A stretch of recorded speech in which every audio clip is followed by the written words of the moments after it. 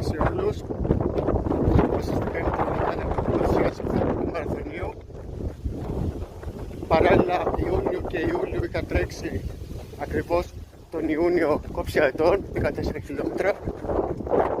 Το μήνα Ιούλιο στη λίμνη Πλαθήρα μου είχα Καστανιά 6 χιλιόμετρα, δεύτερη θέση.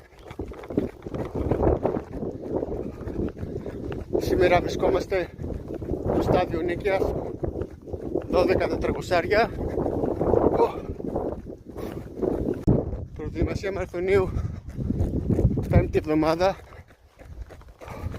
Δεν υπάρχει πιο δύσκολο να συνδυάσεις αγώνες δρόμου, αγώνες βουνού, συμπροπόνηση για όλα αυτά.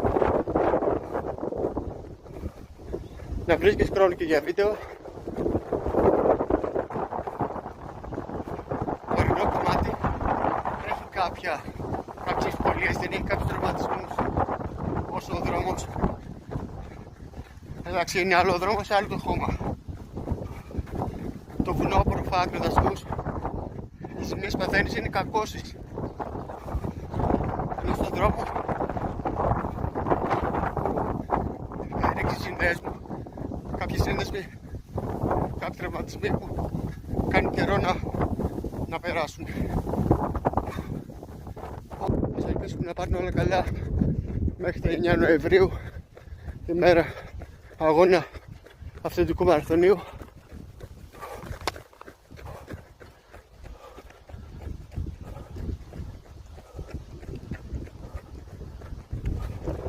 Στάδιο Νίκαιας.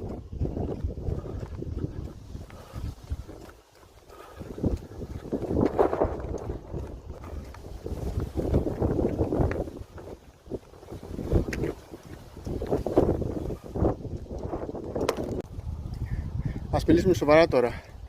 Υπάρχει κάποιος που είναι άνετος με αυτό που κάνει? Υπάρχουν μέρες να σταματήσω, δεν μπορώ άλλο. Ήταν σήμερα η μέρα μου. Ευτυχώς βγήκε 12 τετραγωνάρια.